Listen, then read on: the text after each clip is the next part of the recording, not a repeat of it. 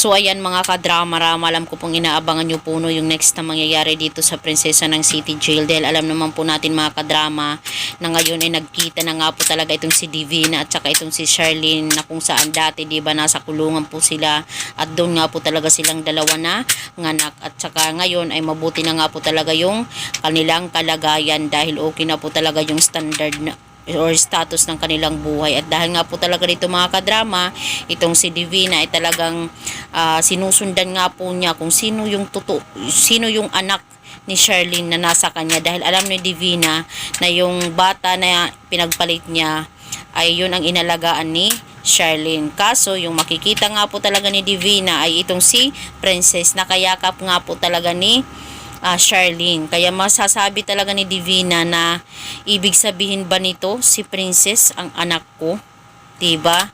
Pero dito nagkakamali po itong si Divina dahil naakala niya itong si Princess ang anak ni Charlene dahil yun ang kayakap niya.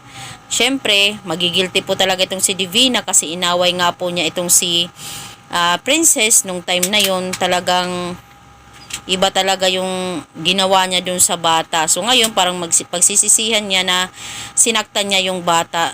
Syempre paano pa mapapalapit yung bata sa'yo kung yun ang ginawa mo unang-una pa lang ng pagkikita nyo, diba? Hindi yun magiging ganun kalapit sa'yo pag nagpakilala ka na ikaw yung nanay niya, diba?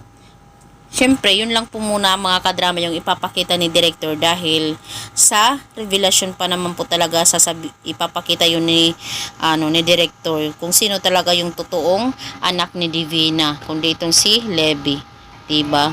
Syempre, hindi muna ipapakita ni director na magkasama itong si Levy at saka itong si Charlene, lalong-lalo na itong si Charlene at saka si Levy hindi talaga mag-close. Iba talaga no pag hindi kayo magkadugo, ganun. So mga kadrama, abangan na lang po natin yung senaryo na mangyayari po dito sa maling akala po talaga ni Divina. Hoping nga po talaga maging maganda din talaga yung kanyang pagdala po talaga dito kay Princess. Humingi siya ng tawad, ganito ganyan. Maganda din yung twist na yan mga kadrama ni director pag yan ang yung nangyari, diba?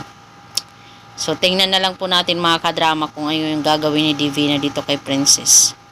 Thank you so much. Don't forget to please like, share, and subscribe my channel mga kadrama para sa susunod na video na i-upload ko ay ma-update ko po kayo.